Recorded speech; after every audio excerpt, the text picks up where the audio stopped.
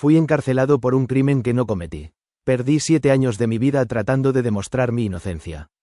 Nunca imaginé que terminaría escribiendo esto. Si alguien me hubiera dicho hace 10 años que pasaría gran parte de mi vida encerrado en una prisión por un crimen que jamás cometí, me habría reído en su cara. Yo era una persona común. No era rico, no era poderoso, ni tenía conexiones políticas. Era simplemente un hombre mexicano tratando de salir adelante. Mi nombre no importa demasiado. Lo importante es lo que ocurrió. Porque lo que me pasó puede sucederle a cualquiera. Tenía 32 años cuando mi vida se derrumbó. Vivía en Guadalajara con mi esposa, Mariana, y nuestra hija Sofía, que en ese entonces tenía apenas 5 años. Trabajaba como supervisor en una empresa de transporte. No ganaba una fortuna, pero teníamos una vida estable.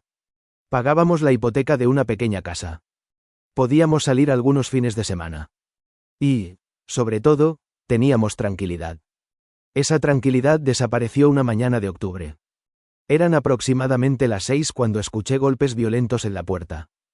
Pensé que se trataba de algún vecino. Pero los golpes continuaron. Más fuertes. Más agresivos. Antes de que pudiera reaccionar, escuché un grito. «Policía, abra inmediatamente». Me levanté sobresaltado. Mi esposa también. Corrí hacia la entrada mientras sentía el corazón latiendo con fuerza. Cuando abrí la puerta, al menos 8 agentes entraron a la casa. Algunos llevaban armas largas. Otros comenzaron a revisar habitaciones. Mi hija empezó a llorar aterrorizada. Yo no entendía absolutamente nada. Pregunté qué estaba ocurriendo. Uno de los agentes me respondió. Está detenido por homicidio agravado. Pensé que era una broma. Un error. Algo absurdo. Recuerdo haber soltado una carcajada nerviosa. ¿Qué? Queda detenido. Tiene que haber una equivocación. Pero nadie me escuchó. Me esposaron frente a mi esposa y mi hija. Mi esposa gritaba. Lloraba. Pedía explicaciones. Yo también. Pero era como hablarle a una pared. Mientras me sacaban de mi casa vi a varios vecinos observando desde sus ventanas. Ese fue el primer momento en que sentí algo que me acompañaría durante años. Vergüenza. No porque hubiera hecho algo malo. Sino porque sabía que, para todos ellos, ya era culpable. En la patrulla me informaron que estaba acusado de participar en el asesinato de un empresario local ocurrido 2 semanas antes. Casi me faltó el aire. Yo ni siquiera conocía a esa persona. Jamás había escuchado su nombre. Pensé que bastaría con explicar eso. Creía que en unas horas todo estaría resuelto. Qué ingenuo era. Al llegar al Ministerio Público comenzaron los interrogatorios. Preguntas. Más preguntas. Luego más preguntas. Los investigadores insistían en que yo había estado presente durante el crimen. Yo seguía respondiendo exactamente lo mismo. No estuve ahí. No conozco a la víctima. No sé de qué están hablando. Pero parecía que ya habían tomado una decisión. No estaban investigando. Estaban buscando confirmar una historia que ya habían construido. Horas después conocí la supuesta evidencia. Un testigo aseguraba haberme visto cerca de la escena. Además, existían imágenes borrosas de una cámara de seguridad donde aparecía un hombre con características físicas parecidas a las mías. Eso era todo. Ni ADN. Ni huellas. Ni arma. Ni motivo. Nada. Aún así, me enviaron a prisión preventiva mientras continuaba el proceso. Recuerdo el momento exacto en que escuché la decisión. Sentí que el mundo desaparecía. Mi abogado de oficio intentó tranquilizarme. Me dijo que seguramente sería cuestión de semanas. Que era evidente que no existían pruebas sólidas. Que todo se aclararía. Tardé años en volver a creerle a un abogado. La primera noche en prisión fue la peor experiencia de mi vida. Había visto películas, series, documentales. Nada me preparó para la realidad. El olor fue lo primero. Una mezcla insoportable de humedad, sudor, basura y desesperación. Después vinieron los sonidos. Gritos. Insultos. Golpes. Puertas metálicas. Llantos. Risas extrañas. Parecía otro mundo.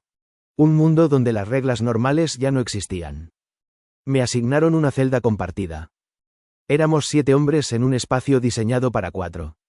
No había suficiente espacio para acostarse cómodamente. Dormí sentado gran parte de la noche. O al menos intenté dormir. Porque cada vez que cerraba los ojos pensaba en mi esposa. En mi hija. Y en la posibilidad de que todo aquello no terminara pronto. Los días siguientes fueron una pesadilla. Descubrí rápidamente que la cárcel funciona como una sociedad paralela. Todo tiene precio. Todo. Protección. Comida. Espacio. Incluso la posibilidad de evitar problemas. Yo llegué sin dinero y sin contactos. Eso me convirtió en un objetivo fácil. Algunos internos intentaban intimidarme. Otros querían aprovecharse. Había que aprender rápido. Demasiado rápido. Durante las primeras semanas sufrí constantes amenazas. No físicas. Al menos no al principio. Pero sí psicológicas. Comentarios. Advertencias. Miradas.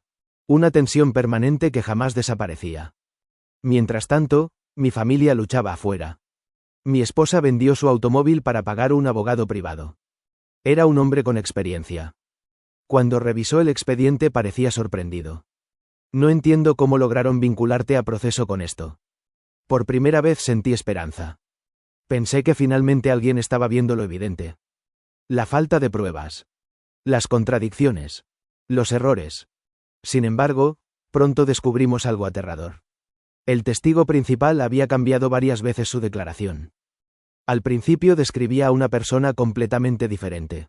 Meses después comenzó a señalarme a mí. Y aún así su testimonio seguía siendo considerado válido. Mi abogado presentó recursos. Solicitudes. Impugnaciones. Todo avanzaba con una lentitud desesperante. Cada audiencia era pospuesta. Cada trámite tardaba meses. Mientras tanto yo seguía encerrado. Un día recibí la primera visita de mi hija. Jamás olvidaré esa escena. Ella corrió hacia mí con una sonrisa. No entendía completamente lo que estaba ocurriendo. Pensaba que yo estaba trabajando lejos. Cuando me abrazó sentí ganas de romperme en 1000 pedazos. Pero me obligué a sonreír. No quería que me viera llorar. Ella me preguntó cuándo volvería a casa. No supe qué responder. Le dije que pronto. Era mentira. Pero necesitaba creerlo. Los meses se transformaron en un año. Y luego en 2. Con el tiempo la prisión comenzó a cambiarme. No físicamente. Mentalmente. La esperanza se desgasta cuando cada día es igual al anterior. Despiertas. Comes. Esperas. Duermes. Repites. Miles de veces. Empecé a ver hombres inocentes perder la cordura. Otros se volvían violentos. Algunos simplemente se rendían. Yo luchaba por mantenerme ocupado. Leía todo lo que podía conseguir. Tomé cursos. Ayudaba a otros internos con documentos y trámites. Cualquier cosa para evitar pensar demasiado. Pero era imposible escapar completamente. Especialmente durante las noches. Las noches eran las peores. Porque el silencio permitía que los pensamientos regresaran. Pensaba en mi hija creciendo sin mí. Pensaba en mi esposa enfrentando todo sola. Pensaba en los cumpleaños perdidos. Las navidades perdidas. Los momentos perdidos. Nadie te devuelve eso. Nadie. En el tercer año ocurrió algo que casi termina conmigo. Mi esposa me visitó y parecía diferente. Más cansada. Más triste. Más distante. Después de varios minutos de conversación me dijo algo que temía escuchar. Había perdido su empleo. Las deudas estaban acumulándose. La familia de la víctima continuaba presionando públicamente para que me condenaran. Y muchas personas la trataban como si estuviera casada con un asesino. Comprendí que ella también estaba en prisión. Solo que la suya no tenía barrotes. Esa noche lloré por primera vez desde mi arresto. No porque estuviera encerrado, sino porque entendí el daño que mi situación estaba causando a quienes amaba. Poco después llegó otro golpe. Mi madre sufrió un infarto. Solicité autorización para verla en el hospital. Fue negada. Presentamos otra solicitud. También fue negada. Mi madre murió 2 semanas después. No pude despedirme. No pude asistir al funeral. No pude abrazar a mis hermanos. No pude hacer nada. Recibí la noticia sentado en una banca de concreto dentro del penal. Sentí un vacío imposible de describir. Hasta ese momento todavía creía que la justicia eventualmente corregiría el error. Después de perder a mi madre comencé a dudarlo. Comencé a pensar que tal vez moriría ahí dentro. Fue durante el cuarto año cuando apareció la primera grieta importante en el caso. Mi abogado logró obtener registros telefónicos que jamás habían sido incorporados correctamente al expediente. Esos registros demostraban que, en el momento del asesinato, mi teléfono se encontraba conectado a una antena ubicada a más de 30 kilómetros de la escena del crimen. Era información crucial. Información que debería haber cambiado todo. Pero no ocurrió. La fiscalía argumentó que alguien más pudo haber tenido mi teléfono. Sin pruebas. Sin evidencia. Simplemente una posibilidad. Y eso bastó para retrasar nuevamente el proceso. Cada avance parecía encontrarse con un muro. Aún así, por primera vez en años sentí que existía una oportunidad real. Porque la verdad estaba comenzando a salir a la luz. Lo que no sabía era que las revelaciones más importantes todavía estaban por llegar. Y que descubriríamos algo mucho más oscuro detrás de mi encarcelamiento. Algo que explicaría por qué tantas personas parecían empeñadas en mantenerme tras las rejas. Algo que cambiaría completamente el rumbo de mi caso. Y que me obligaría a enfrentar una realidad todavía más aterradora que la propia prisión. Porque resulta que mi arresto nunca fue un simple error. Alguien necesitaba un culpable. Y yo había sido la opción perfecta. Cuando terminé la última audiencia de mi cuarto año en prisión, estaba agotado. Había pasado tanto tiempo luchando que ya no sabía qué era peor, seguir esperando o aceptar que probablemente jamás saldría. Pero las cosas comenzaron a cambiar de una forma que nadie esperaba. Todo empezó con una llamada de mi abogado. Durante una visita legal me dijo que había encontrado algo extraño. Muy extraño. Un antiguo agente de investigación, ya retirado, había decidido hablar. Al parecer había trabajado en las primeras etapas del caso. No quería aparecer públicamente. No quería dar entrevistas.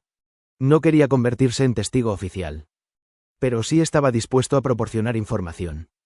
Información que podía explicar muchas cosas. Según él, desde los primeros días de la investigación existía una enorme presión para resolver rápidamente el asesinato del empresario. La víctima era una persona conocida. Tenía contactos políticos. Amistades influyentes. Y una familia que exigía respuestas inmediatas. La presión mediática era enorme. Los periódicos hablaban del caso todos los días. Las estaciones de radio hacían programas especiales. La opinión pública exigía un culpable. Y rápido. Demasiado rápido. Aquello creó un ambiente peligroso. Porque cuando las autoridades tienen una conclusión antes de tener pruebas, la investigación deja de buscar la verdad. Empieza a buscar confirmación. Según ese antiguo agente, varios sospechosos fueron descartados de manera apresurada. Algunas líneas de investigación nunca fueron desarrolladas. Y lo peor de todo, cuando apareció mi nombre, muchos investigadores decidieron concentrarse únicamente en mí. No porque existieran pruebas contundentes, sino porque encajaba perfectamente en la historia que querían contar. Yo vivía relativamente cerca. Tenía características físicas similares a las que aparecían en las grabaciones borrosas. Y no tenía dinero ni influencia para defenderme. Era el candidato perfecto. Cuando escuché aquello sentí rabia. Pero también alivio. Por primera vez alguien confirmaba lo que llevaba años sospechando. No era imaginación mía. No estaba loco. Realmente habían construido un caso alrededor de una conclusión previamente decidida. Sin embargo, todavía necesitábamos pruebas. Las sospechas no bastaban. Meses después ocurrió algo aún más importante.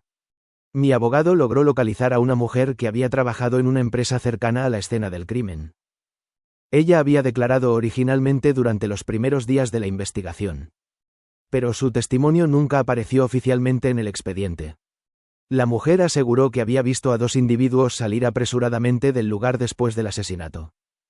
Y ninguno de ellos se parecía a mí. Lo más impactante fue que podía demostrar que había dado esa declaración. Conservaba documentos y registros de entrevistas realizadas por los investigadores. Aquella información planteaba preguntas muy incómodas. ¿Por qué desapareció del expediente? ¿Por qué nunca fue presentada ante el juez? ¿Por qué la defensa jamás fue informada de su existencia? Por primera vez la fiscalía comenzó a sentirse incómoda. Era evidente. Podíamos verlo. Las respuestas eran evasivas.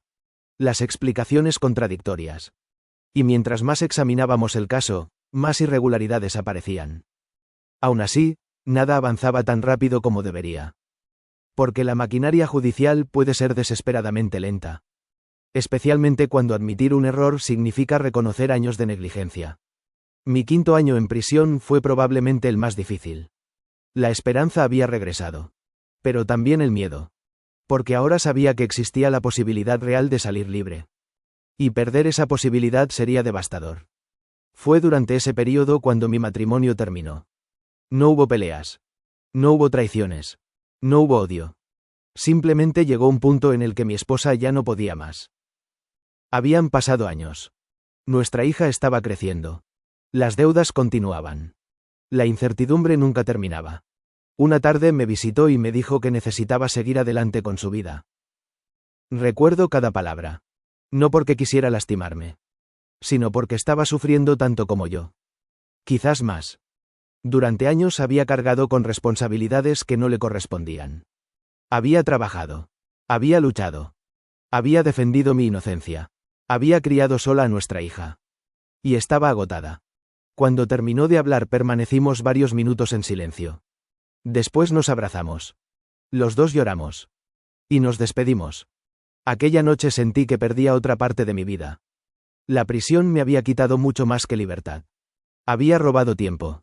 Relaciones. Momentos irrepetibles. Cosas que jamás podrían recuperarse. Pero la lucha legal continuó. Durante el 6.º año apareció la prueba más importante de todas. Una revisión independiente de las grabaciones de seguridad.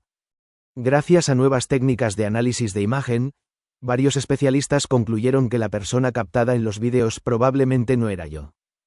Las diferencias físicas eran evidentes. Altura. Complexión. Proporciones corporales. Detalles que habían sido ignorados durante años. Aquello representó con acento agudo un golpe enorme para la acusación. Porque gran parte de su teoría dependía precisamente de esas imágenes. Sin ellas, el caso comenzaba a derrumbarse. Poco después ocurrió algo inesperado. El testigo principal se retractó. Sí. El mismo hombre cuya declaración había sido utilizada para justificar mi arresto. Después de años de sostener la acusación, finalmente admitió que nunca estuvo completamente seguro de mi identidad. Explicó que había sido presionado repetidamente durante los interrogatorios. Que los investigadores le mostraron fotografías. Que le insinuaron quién era el sospechoso. Que poco a poco terminó convencido de algo que originalmente no había visto con claridad. Cuando escuché esa noticia sentí una mezcla de emociones. Rabia. Tristeza. Frustración.